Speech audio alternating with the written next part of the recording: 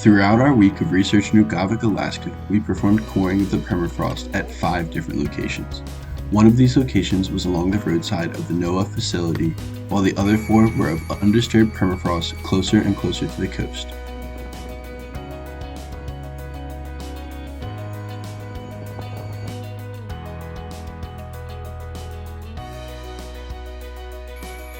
Our first location was along the roadside, which proved to be very difficult.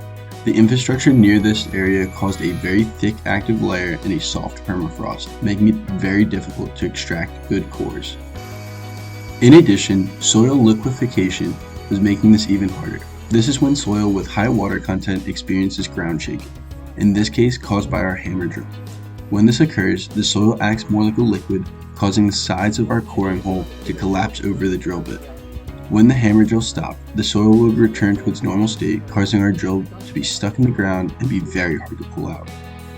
Because of this, the cores we received from this location were not the best.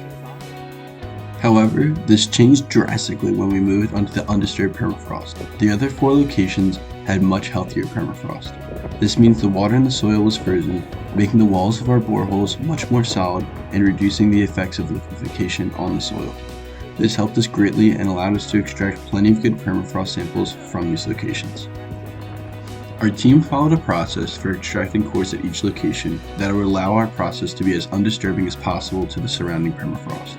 This included walking all of our equipment to each location, as driving on the permafrost can degrade its health.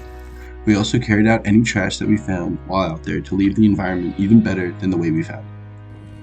When we got to each location, we first removed the active layer, as we did not need to test this layer. While removing it, we tried to keep it as intact as possible to make it easily returnable to the same location. While coring, we had to keep the dark colored mud we pulled up off of the grass of the tundra. This was to prevent the changing of the albedo of the ground, which is its ability to absorb energy from the sun.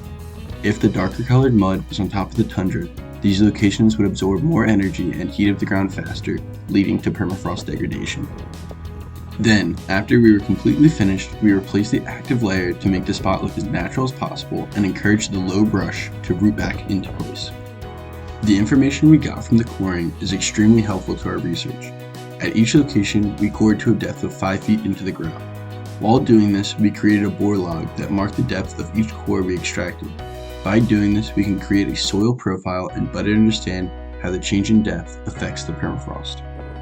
In addition, after we completed our boring at each location, we would put a PVC pipe into each hole. These pipes were later used by our colleague, Dr. Dmitry Nikolsky, who placed thermal sensors at the bottom of the pipe.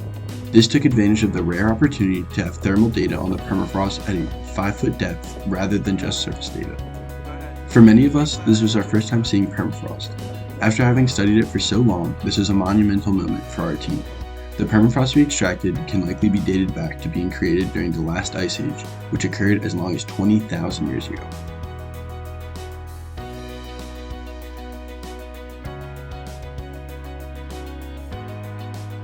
After we extracted the cores, we put them into a cooler with ice and then put them into a negative 20 degrees Celsius freezer that would keep them intact.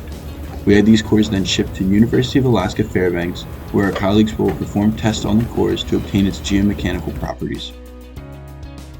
By doing this, we will not only understand how the soil profile changes with depth from our bore log, but also understand how the strength changes, allowing us to understand the permafrost's ability to support infrastructure.